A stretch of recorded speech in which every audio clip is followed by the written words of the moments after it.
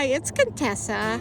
I'm on location again at the Seine River, and I just wanted to touch base again with you. This is my 5th blog following up, and that's important because a lot of people that have autoimmune diseases, it lives with you 24/7, and supporting you through lockdown and COVID-19 to me is very, very, very important.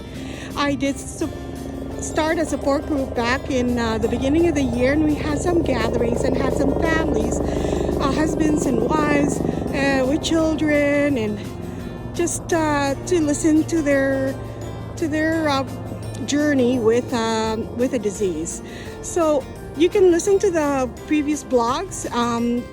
It's really important to know how to manage your days. So with this blogs, I'm trying to incorporate some of the things that I've learned through 13 years of living with an autoimmune disease, with fibromyalgia and psoriatic arthritis, and going through medications with biologics and non-steroidal drugs. So it's important that people know that this is a lot of people that suffer with this disease or conditions, and it's difficult to have activities through the day when you're in an inflammation stage or so much in pain. So let's talk about the morning routine, being that you incorporate some of your deep breathing exercises first thing in the morning, and you should actually incorporate that in the evening so you can have better rest at night.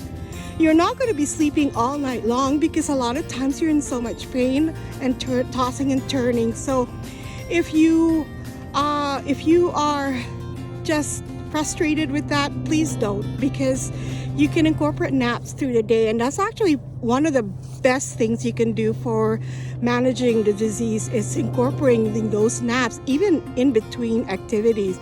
And it's okay, even if it's for 5 minutes or 15 minutes. It's actually beneficial for those living with a disease. So you can actually enjoy, at the end of the day, your family and your children. Your children, they don't know what you're going through internally. So it's really important that you can at least understand your disease process. It's going to be important to survive this lockdown and through the day with your families. So if you want to do some chores during the day, incorporate only one room per day, because actually it's okay and it's important that you, after one room and you're exhausted, your body's telling you something. Always listen to your body. But it doesn't mean you have to sit all day or lay all day, because it's you need yourself to be mobile and continue to have that blood circulation. So what I want to tell you with your disease is that it's already in the vicious cycle of pain. So the disease itself is the first thing in that cycle of pain. And from that cycle of pain, the second stage is, once you're in pain, you have now worries or stress and anxiety. And the process is going to continue down that cycle. So if you have sore muscles, tense muscles, it all comes down to the stress level, and then your anxiety continues.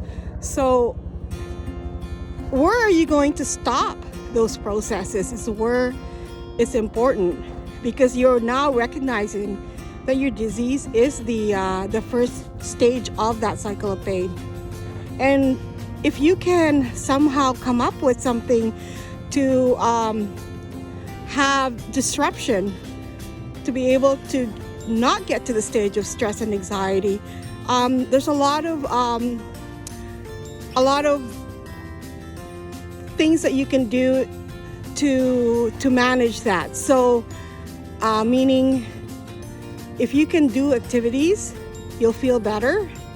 If you can incorporate some physical activities, you'll feel better. at the end of it, if you continue to do that for 21 days straight, it becomes a habit. And then you're now having a great wellness program and management for yourself. You become the best manager ever with your own disease. So always try to look for positives in every step that you go through with the vicious cycle of pain. At the end, we always speak about recognizing that you may go through a depression stage or a sadness because it's just very, very difficult to see the light of the tunnel. So if we can just let you understand that you are strong, you are beautiful, although you look great outside, inside of you is a war zone. So we just want to make sure, or I want to make sure, that you can smile at the end of the day and actually enjoy your time with your family.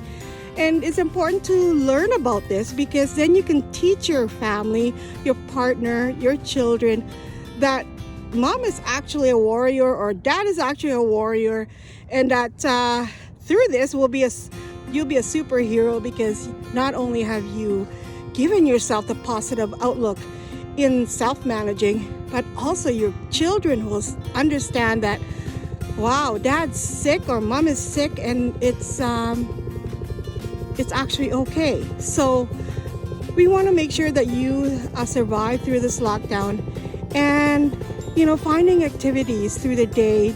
Don't make it too much. Take one activity, and it's okay to nap in between to rest. Incorporate heat and cold pack.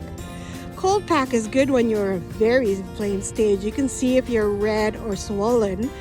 And heat is good for when you're not in so much inflammation stage, because then you can relax your muscles a little bit.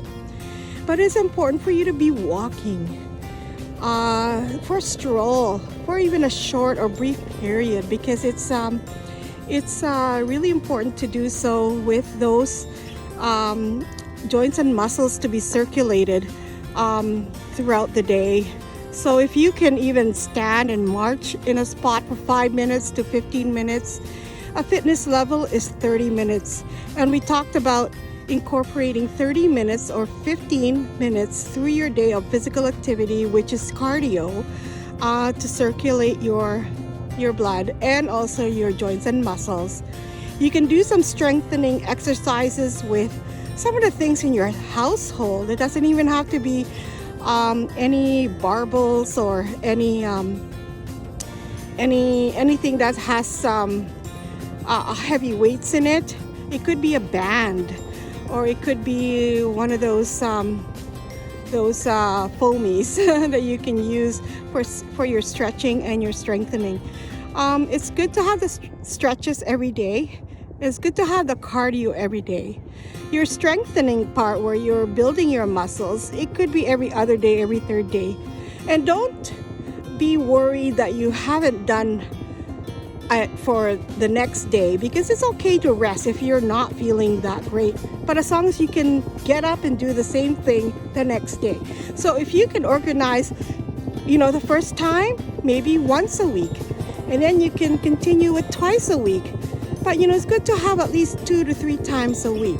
And then you can develop or increase after that. So, and then again, it'll take 3 weeks, sometimes 6 weeks, to become really, really strong. And we're not talking about building big muscles. We're talking about just making sure you're actually protecting your joints and muscles from the damage process of the autoimmune disease itself.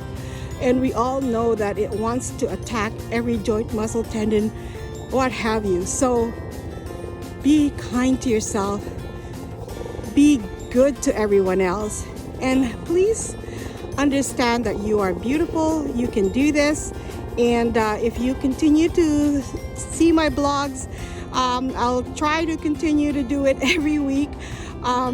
Depending on the weather, again, outdoors at this time.